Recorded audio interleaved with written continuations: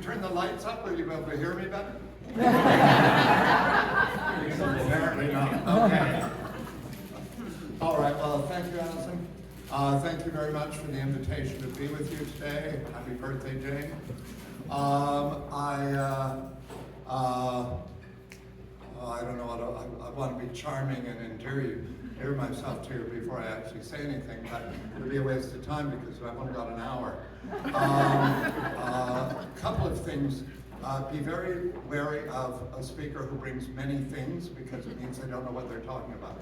I brought many things. And I want to make this excuse now that I know a fair amount about it, but I know what you Jane Austen people are like. You read every book, and you get into competitive knowledge, and you gotta shine each other. I know how it works. So if I say something really stupid, please forgive me. I have been stupid before, and I will be stupid again. But I do my best. And if I do something blatantly wrong, please tell me privately, so I don't do it again. I just did a fashion show fundraiser for the Unitarian Refugee Relief Program 2 or 3 weeks ago. And the theme was the influence of the Middle East and Africa in European-style fashion. We did really well until we got to the 1970s, and I was using a dress which I thought was from Afghanistan. Turns out it was from Paraguay. Oh no! It's modern. I don't care about anything from the 1970s. Anyway, I learned something, and of course, everything else I said was open to question. But, anyway, so as I say, it doesn't matter to me if you correct me. I'm appreciative. My standard comment, though, when I open a presentation for the Jane Austen people, I have a friend. And I won't name her name because nobody here would know her, but that's regardless. And I've known her for many years. She's my age, and she informed me she'd just joined the Jane Austen Society. This was 3 or 4 years ago. And I said, "Oh, good for you. What's your favorite book?" And she said, "Well, I've never read any of the book. Well, I've seen all the movies, and I love her dresses." I said that you have missed the best part. You better read the books because your imagination is going to be more creative than any movie or television production. But the movie and TV productions are spectacular, and you can learn a lot from them because the people who are doing those costumes have done serious research. So take what they do, take it with a grain of salt, but you can learn from them. There's a new book out called Jane Austen's Wardrobe or something. I brought a copy of it, yes. And it is excellent. And that's the thing about modern publications. The research, because I guess partly because of the web and people's accessibility with libraries and so on, the books are spectacular. Anything written by C. Willett Cunnington. They're old publications and they're poorly illustrated by modern standards, but he and his wife Phyllis did fabulous research in the 1930s. And it's still a handbook of English costume in the 19th century is still the only publication that lists a lot of reference for men's clothing, and specifically for accessories and part-time or pastimes like hunting or walking or funerals, all sorts of extra information. That's useful to you. Nancy Bradfield's Costume in Detail is a book you should have. It's line drawings, but the drawings are better than photographs. And Janet Arnold's Patterns of History are also absolutely a godsend. I met her once. You may touch me later if you like. And she was brilliant. She was absolutely brilliant. Anyway, so that's your bibliography. I wanted to make sure that we had that underway. So I have brought an assortment of things here dating from the 1780s through to about 1820, 1818 or thereabouts. If any of you saw our exhibition Dressed for History at the Museum of Vancouver 2 or 3 years ago now, you will have seen some of these things, but I brought them today because it's all I've got. So it's easy to bring the best when that's, And there's nothing else to pick from. Melanie, could I ask you to turn the projector on, please? There were three of us that curated that exhibition. Melanie Tockington was one of the three. Klaus Janka is the other one. And Melanie specializes in corsetry and other forms of lingerie, and has a business called Lace Embrace. And if you want to have a Regency corset made, you could talk to her. She is not cheap, but she's good. And that's why it's worth every penny. Her cards are on the table. Okay, so now I haven't really cheated, but I've done some sort of creative curatorship here a little bit. So I've tried to stick to English references as much as possible. So that's Louis XIV. Would be King of England, I'm sure, but no. Anyway, the reason I put this up is that it's better than what I have of George III. Anyway, in France, the court was the hub of fashion. And that was partly because Louis did not trust his aristocracy, and he kept them at Versailles so he could keep an eye on them. In England, the courtiers tended to live on their own estates, and they only got together when court was in session. So, in other words, the concept of fashion was more rural. So that's why the Englishman's riding outfit is so important for men's clothing. But it was just more casual and therefore not as competitive. In France, it was competitive to get the eye of the king. So you dressed, both men and women, in a very almost startling way to become the center of attention.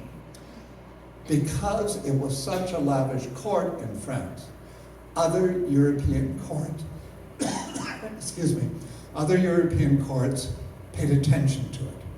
So there are going to be consequences in the UK that might have started off in France, just to make that association.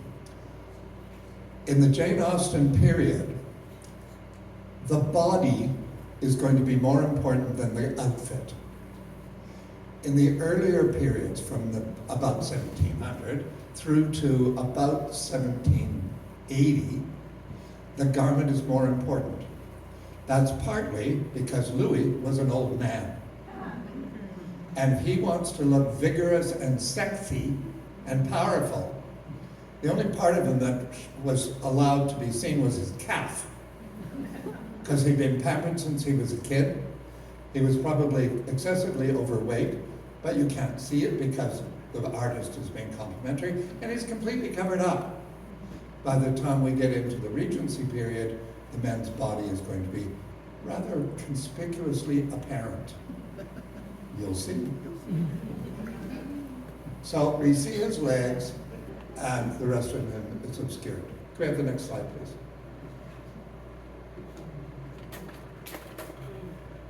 For women, this is Madame de Pompadour in the 1750s.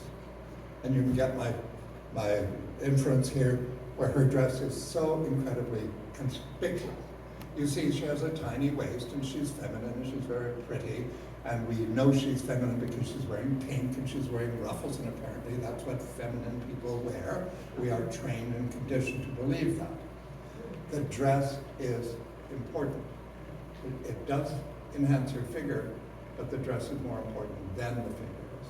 Can we have the next one, please?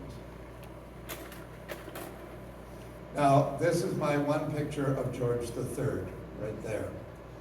So you can hardly see it. This was part of my plan, but the idea, no it isn't. But the idea is, you can see the shape of his legs, but everything else is all covered up and obscured. These are middle-aged people, wealthy people, well-fed, pampered. They are not athletic. The important thing is to create an imposing portrait of this person, and yet still virile. He represents the state. He has to be a man. And so this is the compromise that the artist comes up with. Can we have the next slide, please? I tried not to do too many black and whites. So this is a very famous painting. This is the Morning Walk. And my point with this is that this is the 1780s here. And as you're getting towards the end of the 18th century, naturalism comes into popular use. They're trying to avoid anything associated with the corruption of the aristocracy in France. This is an English painting. The focus changes from color to white, from silk to cotton. This is partly because of the political change and the philosophical change, this idea of the equality of every human being, as long as you're a man, but this idea that there is some sort of equality, and white. So this is the fantasy. It's the age of reason. They are starting to question the divine right of kings. They are questioning all sorts of things which have been traditional and immovable. And this is a new concept. She is leaning slightly forward. This is the Grecian bend. And she thinks the posture is similar to what you would see in a Greek statue of a goddess. In the original artwork, I'll show you one in a minute, so we won't belabor the point too much here. But the big side panier, the side hoops of the mid part of the 18th century are disappearing. The skirt is still quite full, but it's gradually becoming smaller. Her waistline is clearly defined, and the belt actually dips towards the front slightly, and that helps to enhance this suggestion of the Grecian bend that she's leaning forward. The waistline is important. His outfit is dark and simple. Now, the things I brought you from menswear today tend to be the more lavish things, probably worn for weddings and so on and so forth, but I did bring a couple of the drab ones as well. And that's what happens as the philosophy changes about display, and modesty becomes more important. Even if it's an affectation, you have to look modest. And also what's going on in the background is the business class is rising and becoming wealthier, and they want to show off social position. The social ambitions of society are always there. And what had been restricted to the aristocracy now is seen as tempting to the bourgeois, the gentry, and all this kind of stuff. He's also leaning slightly forward, but I don't think that's too much of, we can't read too much into that, other than there's a sense of motion. Go to the next slide, please. So this one, I hope you can see it all right. This is the 1790s. It's an English picture here. High waistline, still quite full in the body.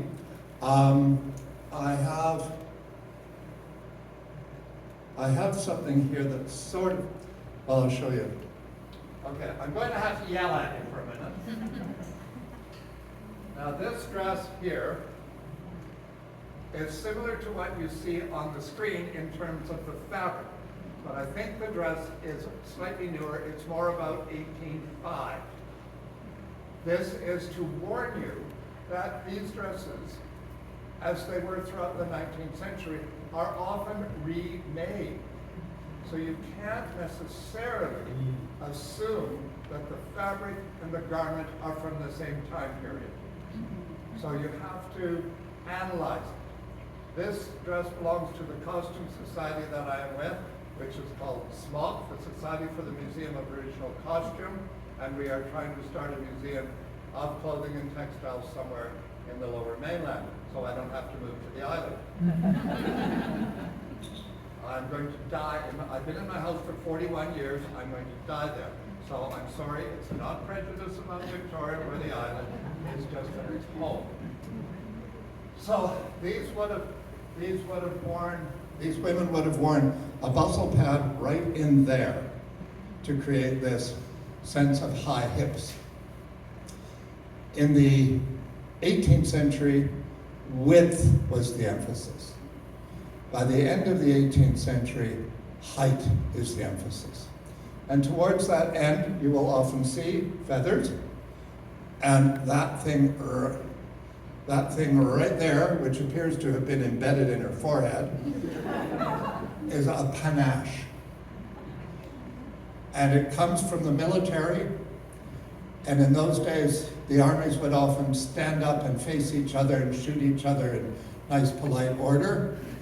And if you had a helmet with a feather on it, the idea was that it was going to taunt your enemy. Also made a really good target.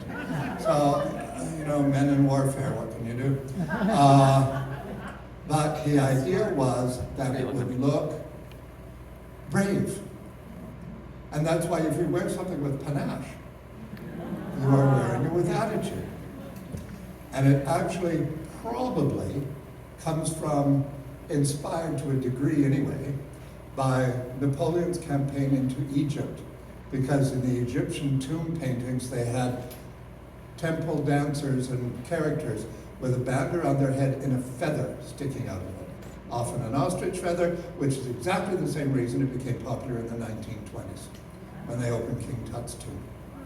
So revivals are nothing new. In fact, revivals revive all the time. So I can't remember what the next slide is, but let's have a look. Okay. Now, okay, let's see if I can. Sorry. Okay, let's hope that's the only disastrous thing that happens this morning, today. When I fed the cat this morning, I put her bag of crunchies on the counter and then promptly knocked it over. So there were crunchies all over the pantry floor. Then I went to the fridge to get her milk and promptly threw all the strawberries on the floor. So now that's the third thing, so the floor and I are friends. Okay. Now, so this is a chintz print. It should have been puffy like that, but we had to be in a hurry, and I didn't want to bring an extra, whole bunch of underwear and whatnot. I brought more clothes and less underwear. So that is a chintz print. I haven't seen the exhibition at the Provincial Museum. Here it's very small, but it's very good. So this is the reaction to the 18th century silks. It's cotton, it's not silk. It has a clear background, not a figured background. The flowers are wild flowers rather than domesticated flowers. This is all important stuff. It's probably made in India, hard to say, but originally it was probably coated with wax to make it crisp, and then it would look more like silk. I know that's a bit contradictory there, but it would give it a different sheen so it would look richer. I don't know if one that has survived that still is that texture. Now I brought here, somewhere, this. This is a spool of trim. Apparently it isn't. There we are. Wow. And that's what the trimming would have looked like if you bought something like this to trim a gown like that. And I wouldn't be surprised if that quilt in the back has prints like this. And we have palm trees and things that are trying to look Asian. It might be Asian, I think it is, but it might also be European trying to look Asian. So that is probably that's from the 1780s or 90s. Okay. The gown I got from the little theater group in Nelson. A man never knows where his next dress is coming from. They had it as a child's dress-up dress. So I bought that from them 25 years ago. Okay, now, under that, you know it's going to take more than an hour. I'm going to try to do it in an hour and then leave a half an hour for you to look at stuff. I can touch it, Melanie can touch it. Nobody else. Okay? We're still friends? Okay.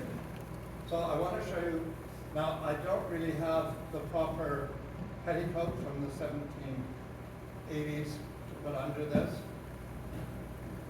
So I have a dress which is Scottish from about somewhere in the 1790s, probably the end of the 1790s. So this is that dress. I'm sorry because the layout here, it's a bit awkward to show you things, but you can have a better look. So this is a simple muslin dress. It's plain white, very plain. The back panel in the 18th century, the silk dresses usually, well not often, always, but frequently had the sack back leading to it here, and it's about volume, using as much fabric as possible, showing how wealthy you are. Now it's about the exact opposite. Actions, always actions and reactions. And this becomes pinched in. So this is what's called a babette neckline or a baby neckline here. And just to show you how peculiar, it would have been tied up with a sash or a ribbon. And I wanted, actually, can you turn the lights on for a second? I can turn the chandelier. Oh yeah, that's right, yeah, thanks. Because I just want to show people how this is done. The dresses the gowns were considerably simpler than what had been involved with the silk ones. But that goes up there with the drawstring. That tucks into that waistband there, which is, this is just to make it grateful for Lululemon. Forbid.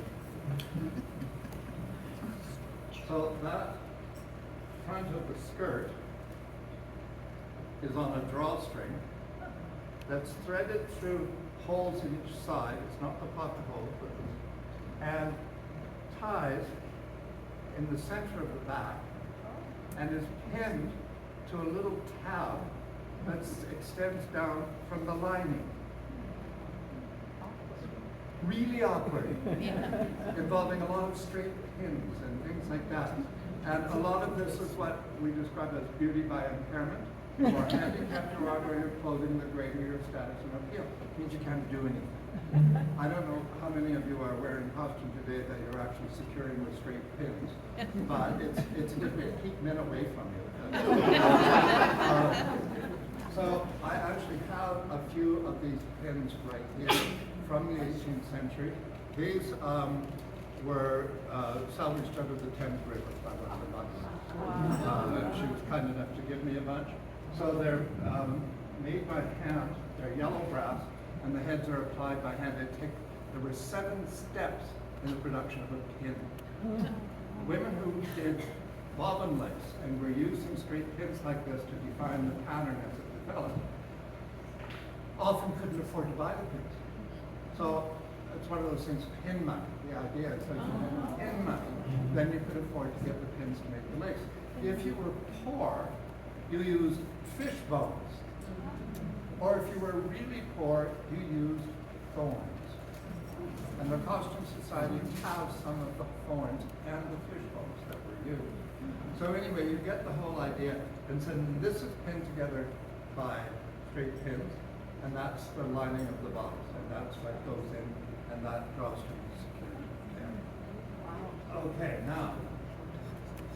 Oh God, that's my first hour. Okay, so I'm not going to put it back on the stage because you've seen it. And this, the gown that I have, the one with the print, I've sewn the hooks and eyes into it to do it up on a body because I don't want to continue to put pins in it every time we show it. So the hooks and eyes that are there are wrong. So please don't copy that unless you do it for your own convenience. That's a different issue. So this man's coat here, swallowtail form to it. I have a really hard time dating these things because they don't really change. From the 1770s through to about 1820, it's a formula, especially for formal dress or court wear. You can tell apparently by the height of the collar what the time period is, but I just wanted to let you know I had one. I'm just as shallow as anybody. But it is beautiful. I got this through Uno Langman Antiques in Vancouver, and there is a vest that goes with it. I brought a different vest for it today. But you should have a good look at it. Again, narrow through the shoulders. And the fact that the skirts are narrow. In the 18th century, they're broad. I have 3 men's coats from about 1730. So if anybody wants to see them, you can come and meet me on my front porch because the house is too messy. Anyway, the whole idea, it's the same with the dresses. It's getting closer and closer to the natural body. The vest inside is not original to this, and it's probably a bit later. It's probably about 1800, 1780s maybe, but certainly no earlier than that. I got this in London from a friend who was a dealer. He gave me a great deal on it. I didn't do the buttons up because every time you do it up, you cut into the buttonholes because there are steel sequins on it and metal thread. So sometimes the other one is cut straight down the back here, so you get it on, leaving the buttons down all the time. But I wanted you to be able to have a look at that and see what you're getting into. It's probably French work because the embroidery would have been done in a length, in yardage, and then sold all over Europe and maybe in the colonies as well. And then the person who bought it would take it to their tailor and they would cut it to fit that person. I got it from Uno Langman. They got it from a person who had come to Canada from Vienna. It's the only one I have, and it's a universal style for Europe at the time. So I'm hedging a bit here, but one of the reasons I love it, it's from Vienna. My fantasy is they went to hear Mozart wearing this outfit. So it would be just, too wonderful for words.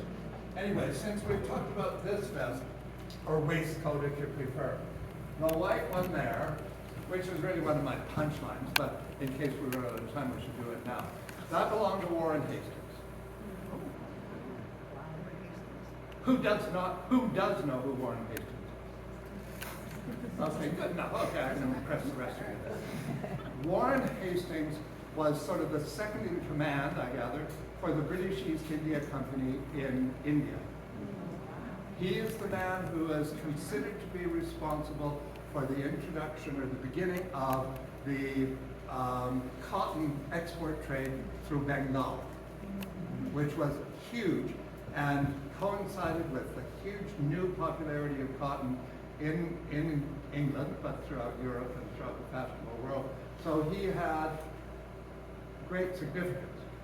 He is also considered to be not too bad about his prejudice about the Indians, and that he was actually respectful of their aesthetics and their. And if you haven't been into an Indian import house, go. What they do with silk, with color, is staggering. It's just staggering. Things you wouldn't think possible. They can do and just make it look natural. It's spectacular. And the embroideries, of course. And the embroideries, I'm confident, are really inspired by the work of India. Warren Hastings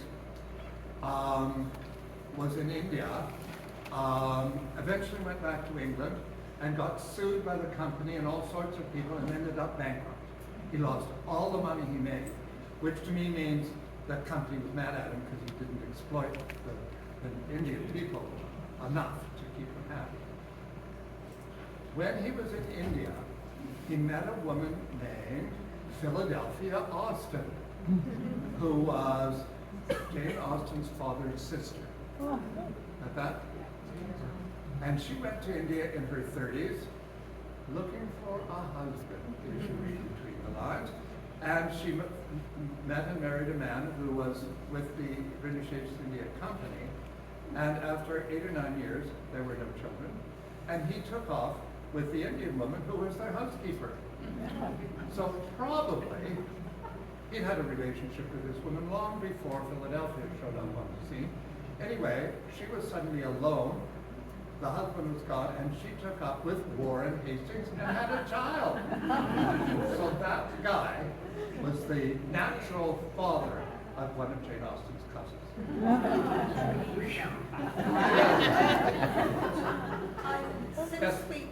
I'm Joan from Jazz in Vancouver. Wanted to share this with you. Since we last met, I have read the biography of Philadelphia Hancock, who was, of course, initially a milliner. Among any of her skills was fine embroidery. She was in the habit of making fine embroidered waistcoats for her husband, who didn't want them. Now, you and I will have a further conversation as to what the origins of any waistcoat owned by Warren Hastings might also have been. I throw that out because I thought it was such a fun fact. Absolutely. I got, well,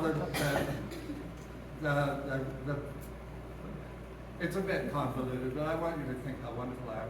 The best, the UBC Library Special Collections was given $5,000 to buy something. And they bought 3 Jane Austen first editions. So I knew people that worked there, and they asked me if I would do a display of Regency clothing to celebrate their new treasures. And I said yes, but my fee will be, I have to have them in my hand. They said as long as I wore gloves, and yeah, okay, that's a decent compromise. So I wore gloves, so I have had 3 Jane Austen publications in my hand. So I didn't charge them for the display, and then 3 or 4 years later, they phoned me up and they said, we found this framed vest, and it says, vest belonging to Warren Hastings. Do you want it? Well, I have to admit, I did not know who Warren Hastings was. But I said, yeah. But I already had some, the blue one and a couple of them.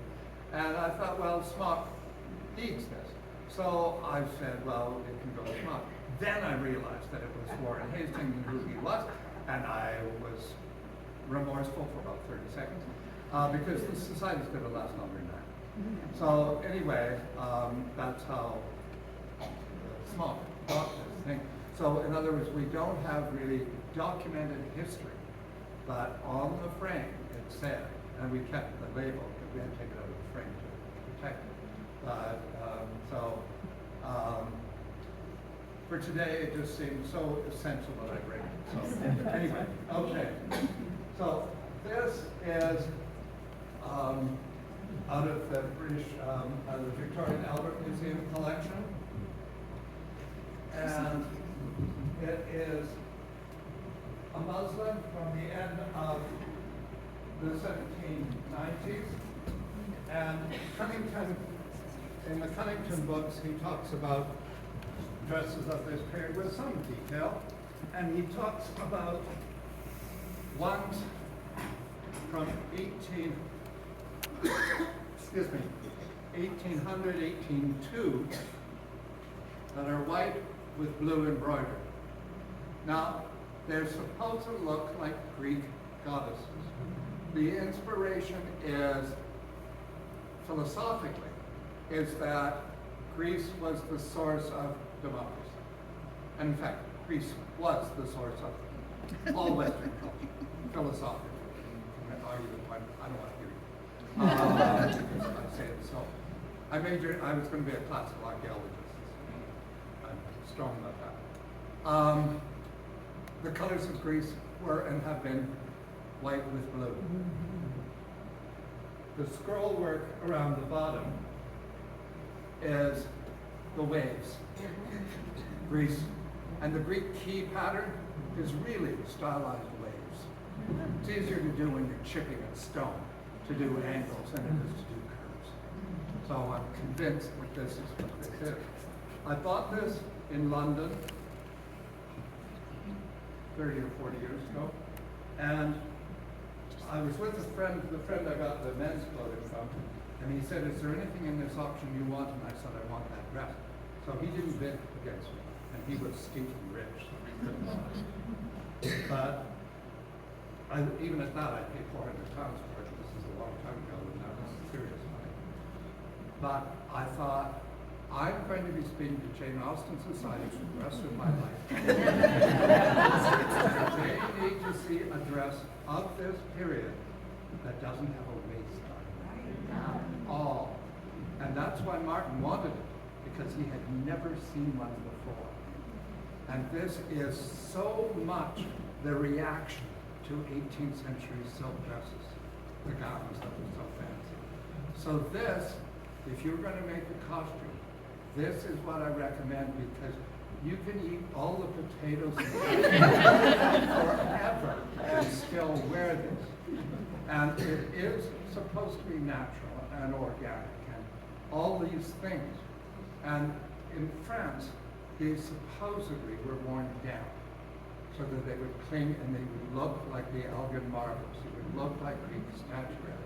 And that's one of the great triumphs of ancient Greek art, is they could sculpt stone to make it look like flesh seen through the transparency of fabric. That's brilliant. We tend to ignore the fact that most of the statues were actually painted. We only see what's left in the marble, and they're beautiful as they are.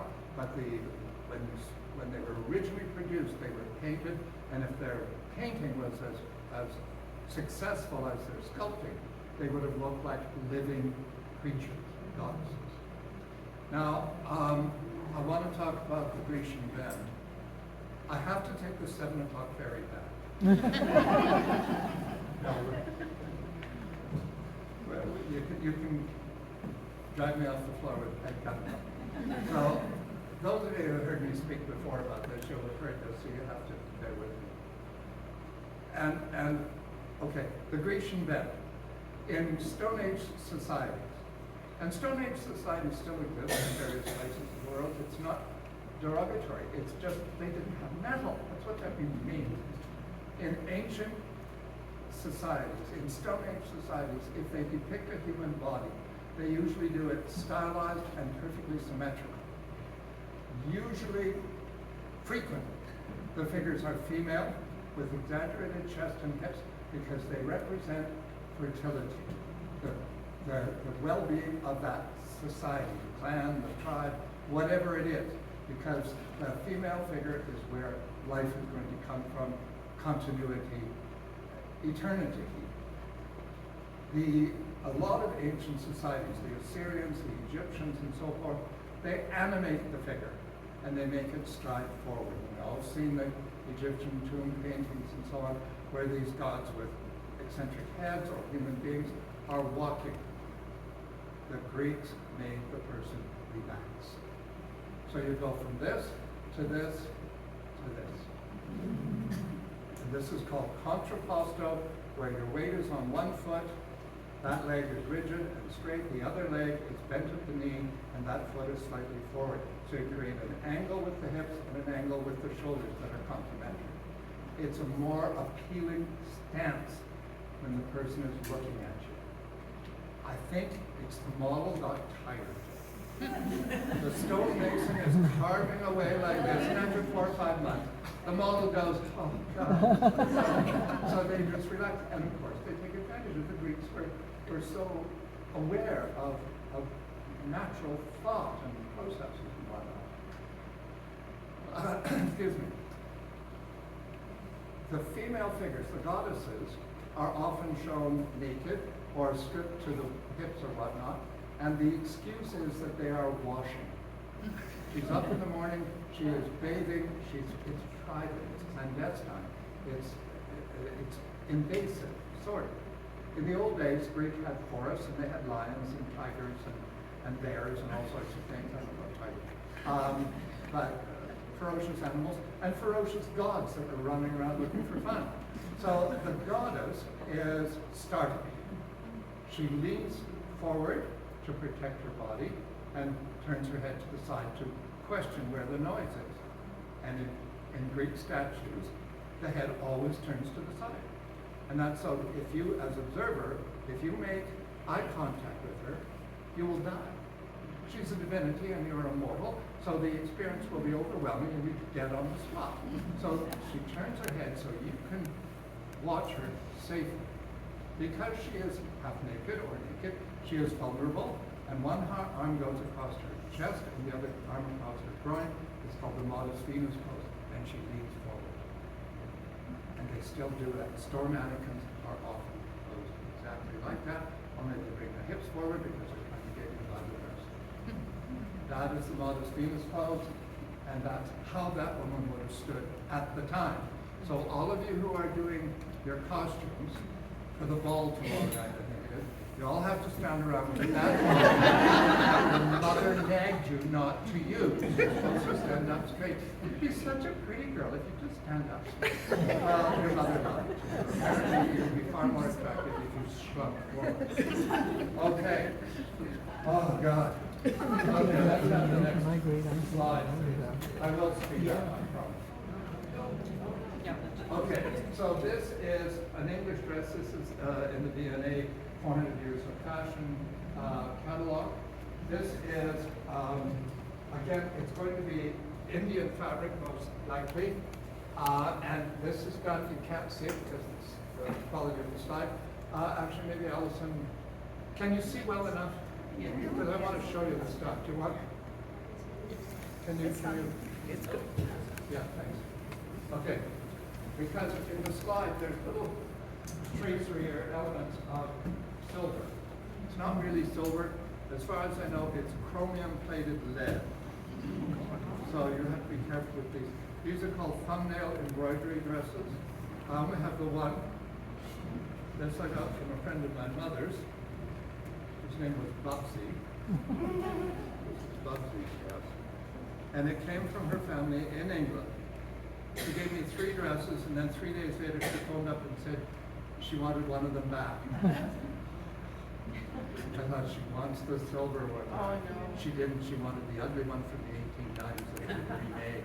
I was so grateful. I was really rude to her though, because I didn't want her to come back to get the others. Well, I wasn't really rude. I was just cold.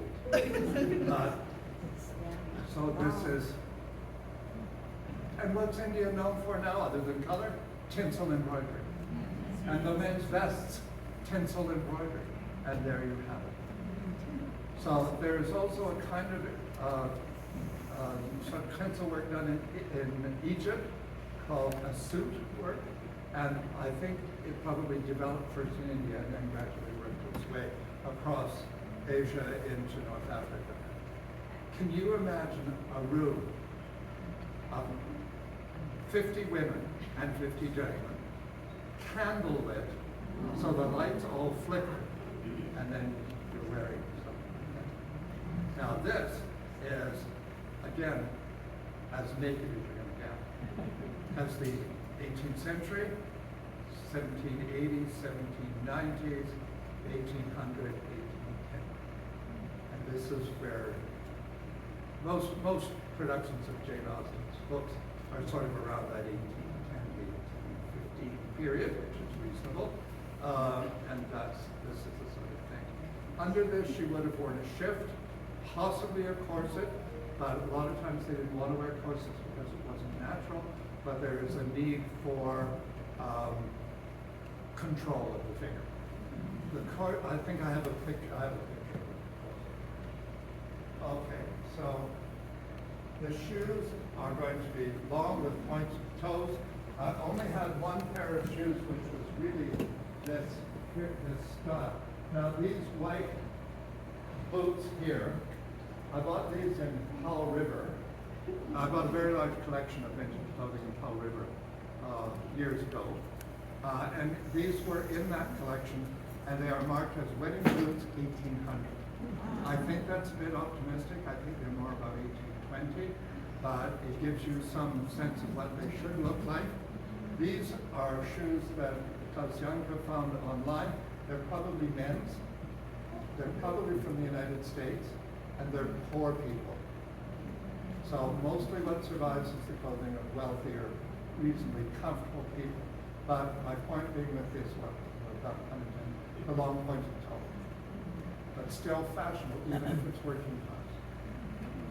Okay.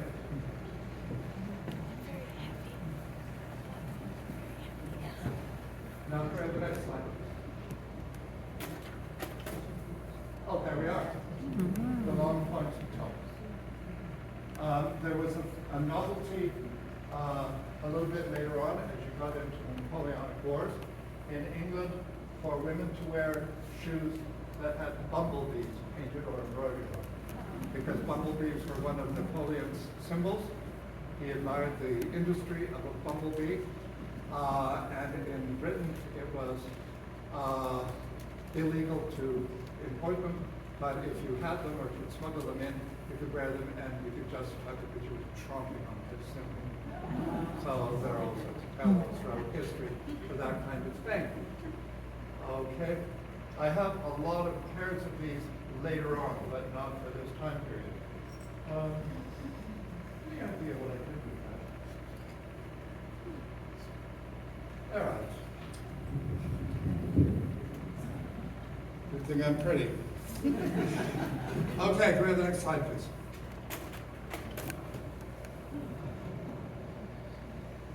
So that was to draw attention to this one here, of course. So it's a universal. That image is out of the Victorian Albert Museum. Oftentimes the vests and the coat, the embroidery should match, but I don't have that. So I've just brought what I do have, so it gives you some sense. Can we have the next one, please?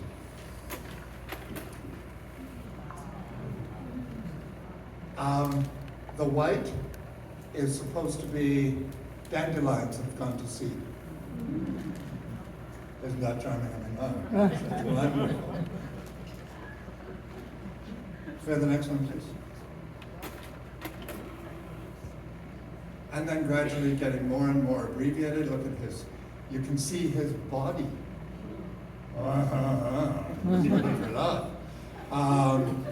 But her simple white muslin gown, she's wearing a fichu. This is 1790s here, most likely. The wide sash, it's still might even be 80s, I suppose. But my point with this is that his garments are becoming more and more revealing. Not, you don't see skin, but you see the natural body shape.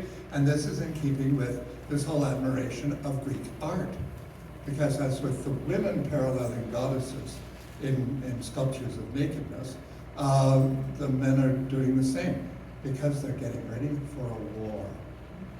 And macho is going to be essential. And throughout history, young men have been the people who have died in battle, which means the focus for women is youthfulness. In the 18th century, those gowns that were so elaborate and fancy and big were complementary to older women. Because you could be, I was going to say 50. But remember, they died. I told you, I'm terrible for getting sidetracked, but I told you we just did this fundraiser for African relief, refugees and so on. One of the women that modeled for me is from Burundi. She's about 25. In Burundi, she's an old woman. The average age in Burundi is 17 because all their babies died. So, when I say an old woman of 50, it's not unreasonable. How old was Jane when she died? 41, isn't it? Yeah. So, anyway, so can we have the next one, please? The same thing, only different. Now this formula, a white muslin dress with a wide sash. This is, and gray hair still big, this is 1780s. This is about the time then Marie Antoinette gets her head cut off. She went to the guillotine, and most of the aristocratic women went to the guillotine in their underwear. They went in their shifts because all their fancy clothing was taken away and burned or sold or whatever. And their hair was cut off short. So this is one of the reasons in France, the look became commonplace, and by the French aristocracy that escaped to England, they were wearing these muslin dresses with short cropped hair to show sympathy for their sisters and other female relatives who had died in the guillotine. In England, it's about neoclassicism. But for the French women, it was a political statement. It was not a philosophical one. It was a different approach with the same result. Just shows you how you can adapt fashion to your own way of thinking. Then the next one, please. So there she is, standing in contrapposto, her weight on one foot. You cannot see her arms. The Venus de Milo, if she had arms, would be where I told her they would be. It is a formula. It's a bit stifling in a way, but then it happens, you know. Art is new and then it becomes stale, and then a new art form happens. And she is not really turning her head too much, but she's turned slightly away. Go to the next one, please. This is a painting by Reynolds, I think it is, and it's, I don't think it's Sarah Siddons, but it's one of the great beauties of the time in the 1780s, 90s, wearing a plain white muslin, sort of shapeless dress, but her body creates the form. Now, I know this is too early for most of you. You really want to do the real empire type stuff. Go to the next one, please. Oh, I said empire. I was trying not to use that. This is Sarah Siddons, the actress. Or no, this is Lady Hamilton. And she is spinning. Lady Hamilton never spun anything but lies. When she met Nelson, she was on her way to a dentist to have her back teeth pulled out to sell them. And she ran into a friend who said, "Isn't that her friend said, "Look, I'm going to the party and all these big naval officers are going to be there. Why don't you come along?" So she went, and that's how she met Nelson. Now, in this, she is trying to imply what a homebody she is. She's just a simple, elegant, beautiful lass, spinning away.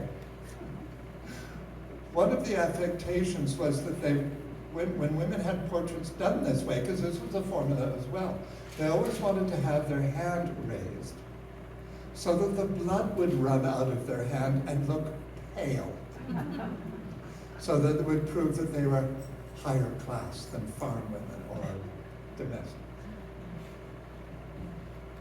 Shallow brain. As deep as the mirrors, they say. Okay, the next one, please. I can't remember who this is, but it was more of the same. But it is elegant. You don't have to have bows and tassels and fringes and whatnot to look absolutely spectacular. We have the next one, please.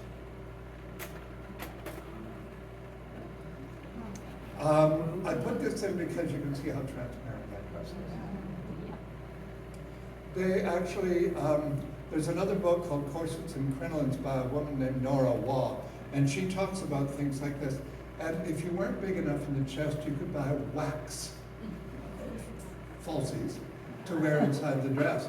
The problem being that if you were in too hot a room, they would melt. I've never had an experience where I ran across an old dress that had wax melted in the chest. Well, I thought that would be an interesting thing.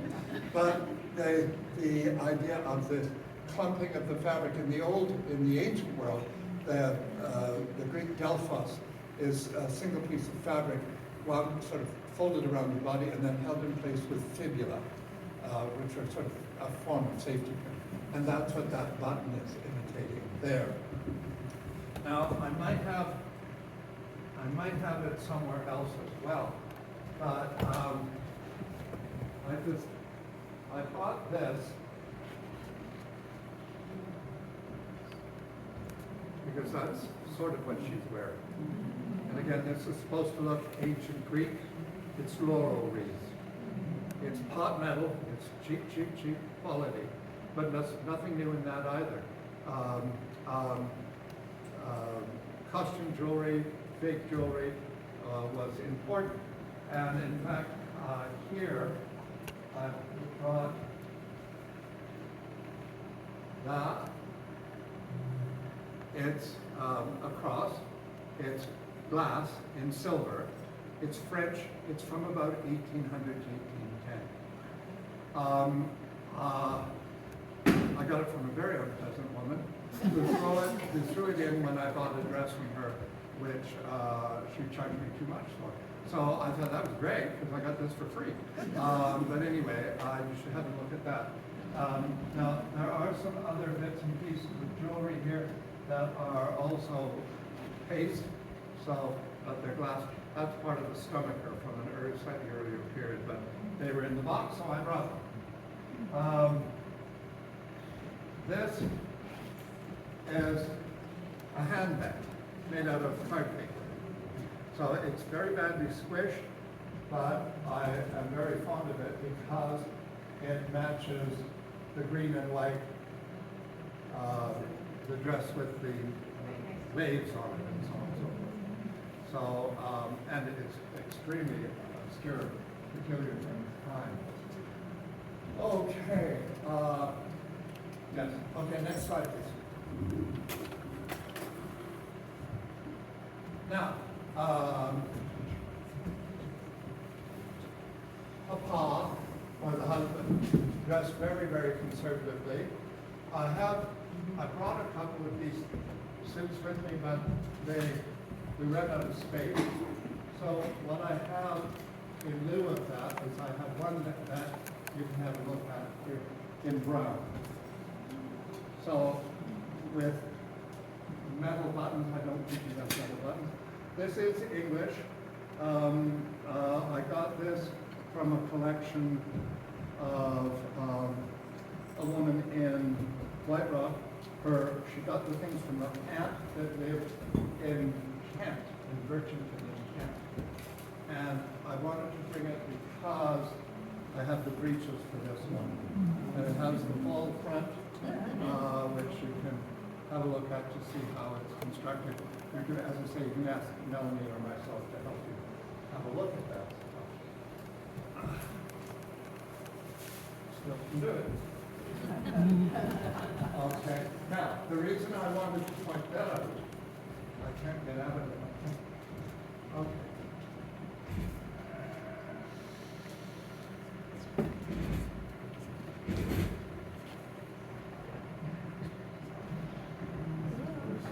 Now this is really a dressing gown or a wrapper, and I suspect it would be a bit odd for the woman on the screen to be wearing a dressing gown with her father there or whoever he is. But it reminded me so much of this because I don't know where I got it. It's probably about 1810. It might be a little bit later, 1815 maybe. But I just thought you'd enjoy seeing how that sleeve is parallel to the sleeve there. So when this is on, that will puff up. So it will form sort of bubbles all the way down your arm and at the wrist as well. So completely hand sewn, of course, and there's a little bit of embroidery and there's some lace insertions around the hemband. So lace is sort of a non-event in the Regency period because it was associated with the old order. It's fussy, it was pretentious, but it was also respected because it was so beautiful. And a lot of the earlier laces are remade, cut down, somehow recycled during this period. And certainly there are references to lace garments and veils and so on and so forth in Jane Austen, so we know it was still admired. Go to the next slide, please. My God, I always did this. Anyway, look how she's standing, leaning forward with her head turned to the side. Is the formula. And he is a burgher, he is a bourgeois, he is a businessman. Now, one of the reasons that black became so popular for men to wear, and eventually for women in the Victorian period starts, is that it was expensive It was the most expensive of all the dyes because you had to use it in such high concentration to get a true black. So it was the Spanish who really introduced black through the Moors in Spain, and then when they took over the Netherlands, the Dutch started to wear it as well during, what's his name period? You know him. Anyway, it doesn't matter. But, and it was also associated with sobriety and seriousness as business became more and more important. Rembrandt. So it had all sorts of value associated with it. Also, in the office, you're working with quill pens and black ink. And if you wear a colored coat with ink that needs time to dry, you're going to ruin your coat. So I think it's a logical assumption that they started to use black as a way to preserve the integrity of the garment so that it wasn't spoiled by ink. Anyway, we're getting into a different period. Can we have the next one, please? Then the bad guy. And we have all sorts of parallels. throughout history, not meaning anything now. Speaking of fascism and Nazis and so on and so forth. Anyway, Napoleon, out to conquer the world. His coat cut away entirely. His groinal area is not bare, but it is full frontal clothing. And this is about macho. He's a soldier. He is a conqueror. This is manly. And so this becomes, he's not the person who instigates this concept. It's in keeping with the broader community. But as the women's clothing becomes more womanly, the men's clothing becomes more manly. Go to the next one, please. Oh, that didn't fall properly. But this is one of my favorite slides, because this is an English one, as far as I know it's English, in a military uniform, and he is just too proud of that bum. He is just too proud of it. And, you know, maybe rightly so, much to be admired. But it's sort of like, you sort of look at the picture, you can't see it probably because you can't see his head, but you sort of look at the picture and your eye just goes right to his bum. And it's like, it's a picture of this guy's physique, not him. So, but this is vigorous. This is what war often is, at least traditionally it's been. It's a different world now because war is so automated and anonymous. You can kill 1 million people with one bomb that is sent away 10,000 miles away from the people it's going to kill. At this time, it was hand-to-hand combat. It was very personal, very physical, and it was a manly pastime. Women did not expect to participate in a war, and women were, and up until very recently, used as the incentive to get men into the military. Women vulnerable. How many of Jane Austen's female characters have physical strength or stamina? They are objectified, they are ornamental. There's nothing wrong with being ornamental unless it's the only thing you have. But it is about the custom of the day. Women were to be protected. And this is how you get men to leave the farms or leave the businesses or whatever and go far away and die on the Russian plains or whatever in the middle of winter. I wouldn't want to do it, but fortunately, I'm of the generation that we managed to escape war. Go to the next one, please. An English dandy, it's about 1810, I think this is. And again, how revealing it is. It's not vulgar, not seriously vulgar, and certainly not meant to be erotic or pornographic or whatever, but his coat, the whole coat is cut away. And I showed you Louis XIV and George III at the beginning, And they were massively covered up. The only part of them you saw that was physical was the calf. And now it's youth, which is the issue, not maturity, not even wealth. It's about youthfulness and physical vigor. Can we have the next one, please? Beau Brummel, quite the dandy. And in this instance, the jacket is actually cut up above the waist. It's even more revealing. Can we have the next one, please? This is Beau Brummel as well.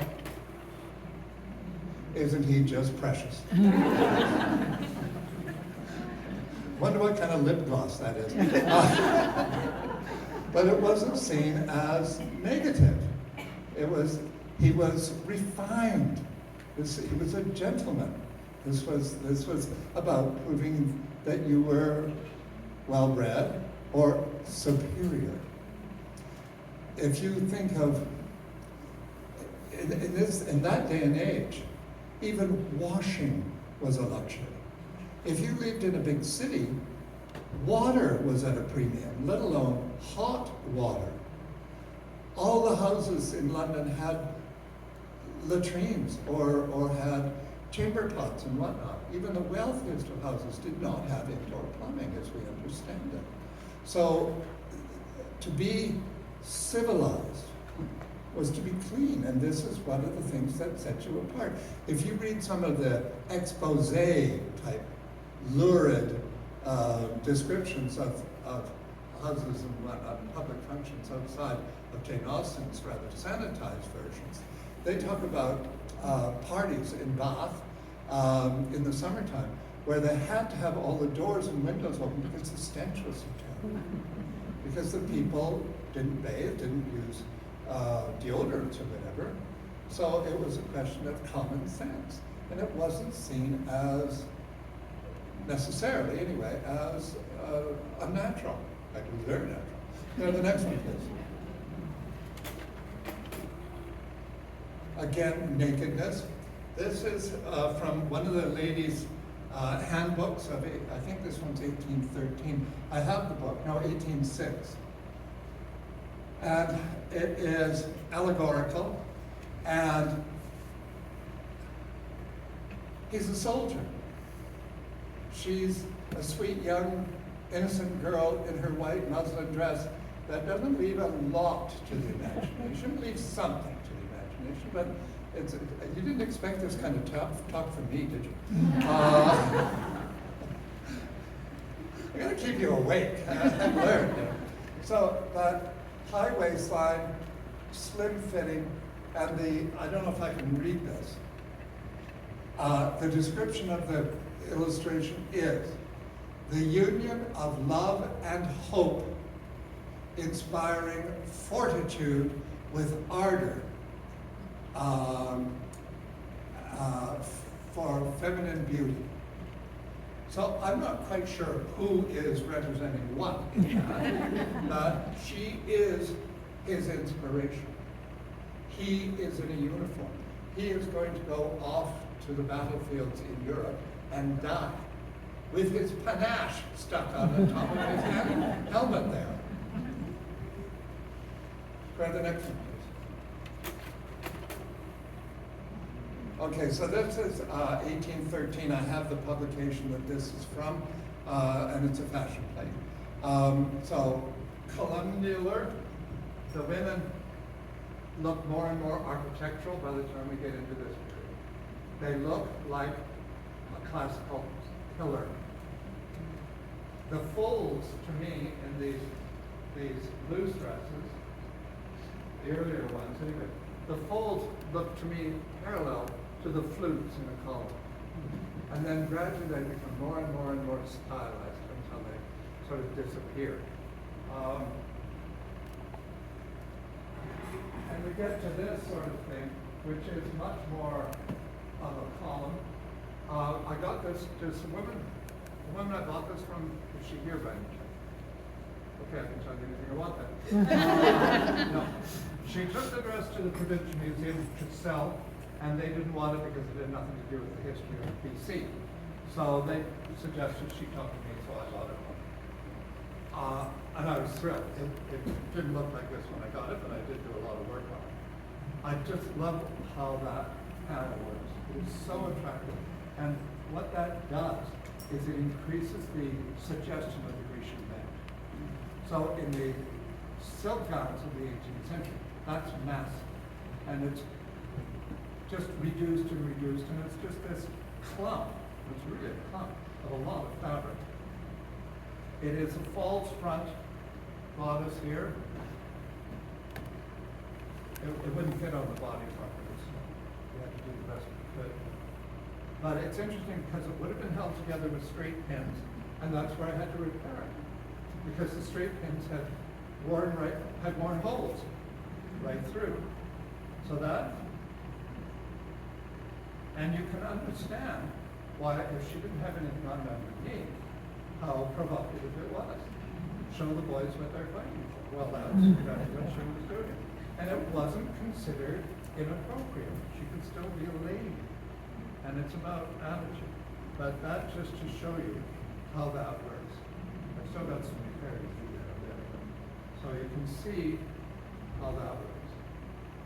And then this is straps that come from the back of the lining in under the bust there and hold the back into the small of your back.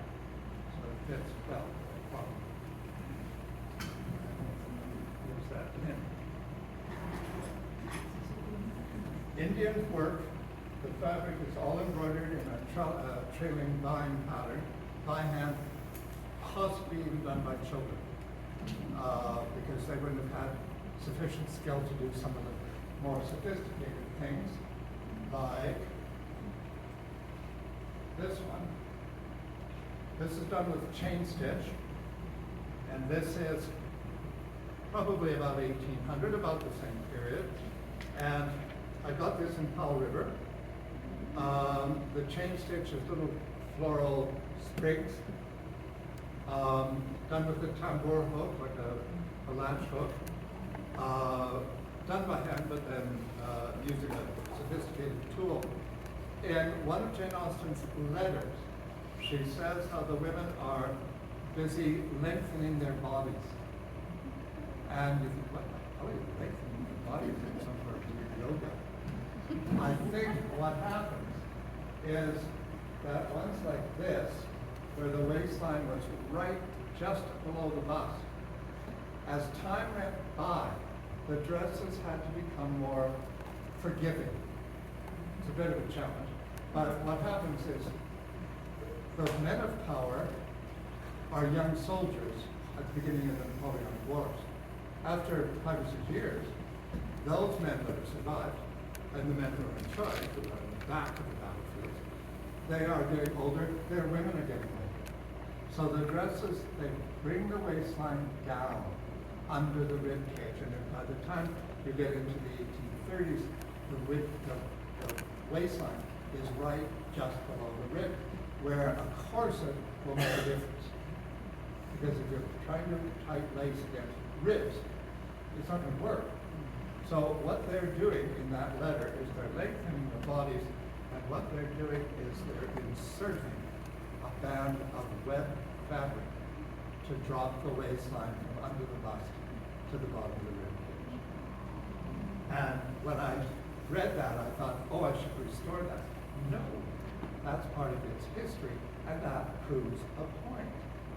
So this, I don't know how this happened, but that piece of fabric that's on there has been added to this dropped waistline. There's a web belt sewn in there, a web tape sewn inside there.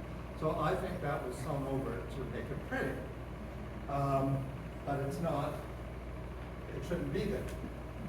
And I have here, somewhere, here, a piece of fabric that I bought with a couple of other garments. And this is what's left of a dress, probably from the 1820s, maybe a little bit newer. And that is the real thing, so that you can handle. And just to get some sense of what the muslin should be like, so if you can pass that around, that'd be great. And So here we have, oh, that's way too quick. Okay, so that's, what we see on the screen now is a little cake. And I brought one that's virtually identical. Again, to prove to you I had one, I think more realistically. So you can have a look and see if you want to try and make such a thing, because it's really simple and straightforward. And as much as anything, it's the fabric which is the real thing. It's extremely fragile. So please, again, get us to help you with that. Now, another thing, okay, let's see what the next slide is, please.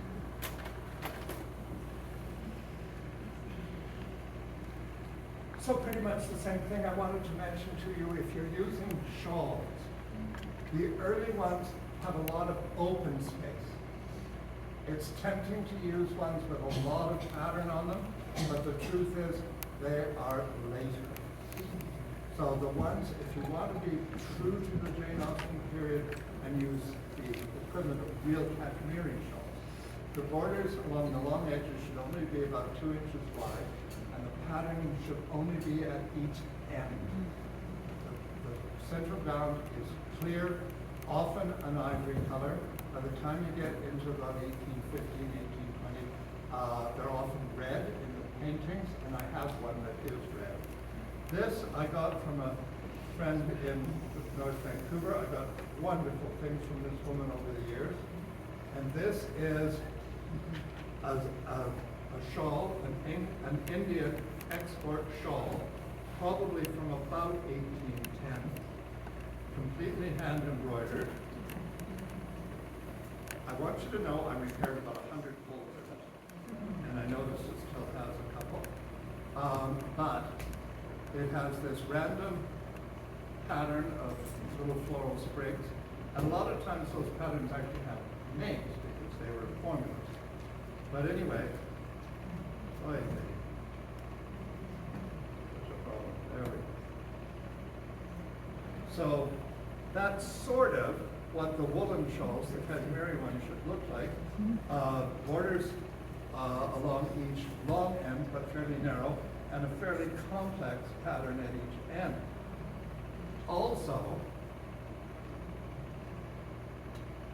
the length for a dress. So conspicuous that they could have made a dress. And I don't have one of this quality, but sometimes you look at them in museum catalogs and you go,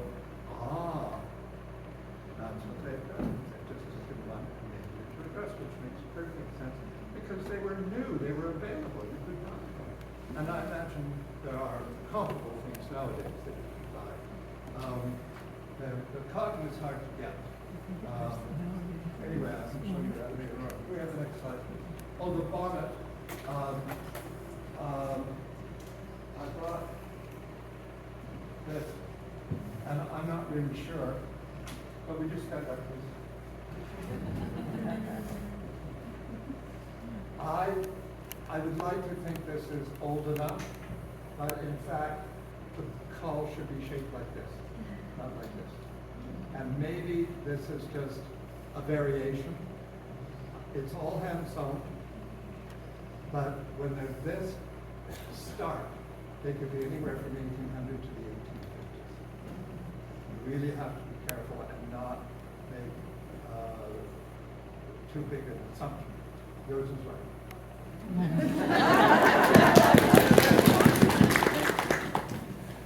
Okay. Now, you got a whole new set of enemies. Okay, we're going to have the next slide. Oh, sorry, no, this one. See, look at her bonnet. That's what she has in her hand right there. It's a mother and daughter leaning forward. The mother has the hand across the breast. The daughter has her hand across the groin. So they've amalgamated the formula there, and it's spectacular. Fabulous, fabulous painting. Go to the next one, please. So here's the corset of the period. What the woman is doing as the corset's being laced up she's forcing the bust down the center front. The bust is wooden, usually, wooden and is slightly steamed shaped to follow the curve of the rib cage and then slightly out over the stomach. So there's a slight sense of the natural physique there, but it's slight. The bust will sit right between the breasts and theoretically force them apart. You do not want cleavage. The breasts should be as far apart as possible, and if you look at some of the dresses, you can see that they are going for width rather than cleavage. So you can see the spotted muslin, how parallel they are to what I'm showing you. They are short at the ground. There seems to be some flexibility in terms of length. Some of it's based on time period, sometimes it's about function. A lot of times, dresses for dancing are clear of the ground, so your feet don't get caught. Courtwear, I do have one French court dress, which could possibly have been worn to Napoleon's coronation in 1805, but it's extremely delicate, but it is spectacular. You can come and have a look for $100. I don't even take it out of the box because it's all steel paillettes and sequins on a white silk background, and all the paillettes are sewn on with black thread and the black as raw. So I take it out of the box and I use 40 sequins. But the dress has an 8-foot train, and it is just covered with the most spectacular embroidery. And came out of Paul River. Unfortunately, somebody tried to remake it in the 1890s into a wedding dress, so they messed it up, something fierce, but it's what we call a magnificent river. You keep it in. Okay, Can we have the next slide, please? So there's a corset of the period. This came out of Paul River as well. So the bust is in a casing right down there, and it goes from there to there. So this is a bit of a challenge if you're trying to stand in the Grecian bend. So you have to bend from the hips, actually. You can't bend from the waist because that's in the way. This is cording set into the waistline here to keep it from buckling. So you have gussets set in there to accommodate the bust, and you have shoulder straps because the bust is supposed to be drawn up high. So you show the fleshiness here. You're baiting your trap. And it's frivolous to a degree. I mean, I'm being facetious, of course. But the idea is these women, it was very, very important that they marry well, because they weren't going to have any other options. Either they were going to be in their father's household, their husband's household, or their son's household, as an accessory to his social life. And if you didn't marry well, your future could be grim. You would become a professional companion to a miserable old woman who was mean to you. You only laugh because it didn't happen to you. Isn't that great? Yeah, for sure. Okay, to the next one, please. So I put this in, I have this book, it's 1813 again. They are both doing the Grecian bend, even the one that's sitting down. She's managed to incorporate a posture that is reminiscent of what they think is ancient Greek statuary. Grab the next one, please. This I put in because the women's clothing is starting to have elements of military in it. So the woman in the middle there is wearing a Spencer jacket, and it is decorated with braidwork and brandenburgs and everything to make it look military. This woman's cap is a copy of a soldier's cap, mostly European or continental, more Germanic or something or other, I think, than UK or whatever, but it's out of one of the English publications. He is also wearing pantaloons now. He's wearing full-length trousers, not breeches anymore. And excuse me, the part of the reason can we see the next slide, Melanie? No, go back to the last one if you can do that. Thanks. I wanted to show you this because that jacket in the middle there is reminiscent of this. Now, I got this in London. There were 24 of these at an auction sale in London. And it probably originally had a black skirt, and it's a riding hat.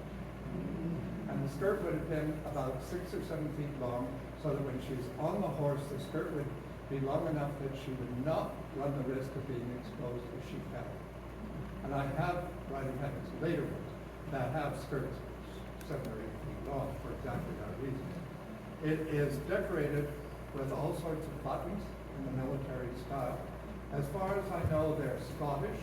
I only bought the one because they were expensive, but they had come from a girls' school in Scotland, and I think it was the riding habits for the girls in about 1815. And I grabbed this because I was thrilled to find it. It was only £30, but I got the worst one. But anyway, you should see that. And it's something that I think they wore with a black skirt, but oftentimes you see it with a contrasting skirt. And again, it's something you can do to expand your wardrobe if you want to make costume. Go to the next one, please. This is 1814, English illustration. She's got an embroidery hoop, for those who do embroidering, or embroidery frame there anyway. And by this time, what's happening is they're starting to get a little self-conscious about showing so much of the body. And they want contrast. They're going to start to focus on the smallness of the waist, not the display of the whole figure. The skirts get fuller, crisper fabric, and more petticoats inside. And you see all those tucks around the bottom. That's to give substance to the hem, to make it stand away. I'm sorry, I'm in the way here. The bonnet is a bonnet, but it also does have some military overtones to it. The jacket bodice is the body is still very short, but there is always some flexibility there. Can we have the next slide, please? So this is what I wanted to show you, because there is one of them. I think it's one of those bought jackets, because when I was at the sale, most of them were bought by the V&A. And so I think I got the bad one, and that's one of the good ones. The one I had has got some moth to it. But I really object to showing them with a white dress like this. But they obviously did their homework, and they were comfortable with that. And I've met many of the staff from the V&A, but I've met a few of them, and I have absolute confidence in their ability and their research. And they were charming, absolutely. I figured, oh God, they're going to be snooty, and they weren't at all. Mind you, we took in something really wonderful for them to look at, so they were really nice to us. But they were genuinely nice women. It was a joy to be there. So anyway, you can see how that works, and the hats are often reproductions, but they do a good job. And he's wearing buckskin breeches because he's an Englishman who rides horse. Even in the city, he would ride horse. But the buckskin breeches, I have one pair that I can't tell if they're real or not. I didn't bring them because I didn't want to show you something that I knew could be wrong. But whoever made them did an absolutely spectacular job. But I talk about how the men's clothing could become so vulgar. They were known sometimes to put the breeches on wet, so that when they dried, they would shrink to the man's body shape. So those women, their hearts were beating all the time, I'm sure. It's so interesting how polite they are. It's like everybody's sort of pretending not to notice. Okay, go ahead, the next one, please. So my point with this is 1816. The skirt's short, bell-shaped, standing away from the body. The focus more and more on the waistline. I'm sorry, I don't know what book this is from. There's another book called Barbara Johnson's Journal, which you should get a hold of. It's a scrapbook put together by a woman named Barbara Johnson of swatches and illustrations of garments that she made from about 1780 1875 to about 1825. It's a fabulous book. It's reprinted facsimile by the Victoria and Albert Museum. Go to the next one, please. This is 1817, I think this is, and it's young people playing ring toss. His jacket is black, it's cut away, but the trousers the pantaloons are much more modest. They come right to the ankle. The girls' dresses have a high waistline, and they're supposed to be girlish, and they obviously are, but much more trim on them, especially at the hem. And you've developed the shoulder line with puff sleeves, and by decorating the hem. Lace, in this new book, Jane Austen's Wardrobe, whatever it's called, she talks about lace, and she said that they don't gather it, they pleat it throughout most of this time period, which means it's flat. And here you can see that it's gathered. And so they want it to be wide again. But they were using it pleated because it was still beautiful and valuable, so they were recycling from earlier garments. Okay, now this is parallel to the dress that Melanie brought. This girl's dress here, which is probably roughly this period, about between 1815 and 1817, thereabouts. And we have Renaissance Revival type sleeves. So these puffy sleeves with the slits in them and all this kind of stuff. And as I said, they do revivals all the time. It's always about doing old things in new ways. That's what fashion is even today. So they're trying to revive something, but do it in a fresh way, and that's what's going on here. And the dress is Spanish, isn't it? Melanie collects corsets, and she is greedy. Which I can say with enthusiasm, because I'm greedy too. All dresses are equal before God, as we are all equal before God.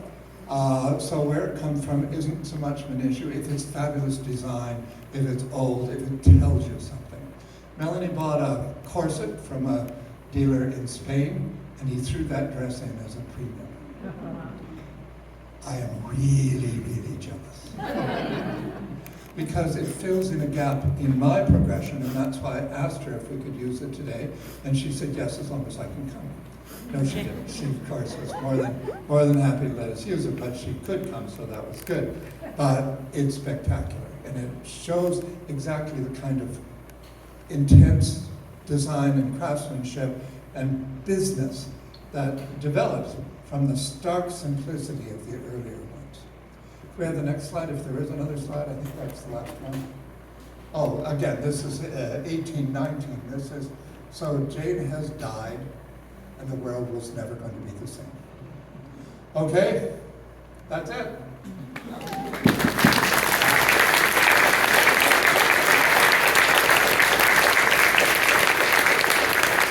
I hope I have fooled you into thinking that I know what I'm talking about, but I have all sorts of stuff. I wish I could be very precise, as some people can be. They can say, well, that dress is from 1801, maybe 1802, but not later.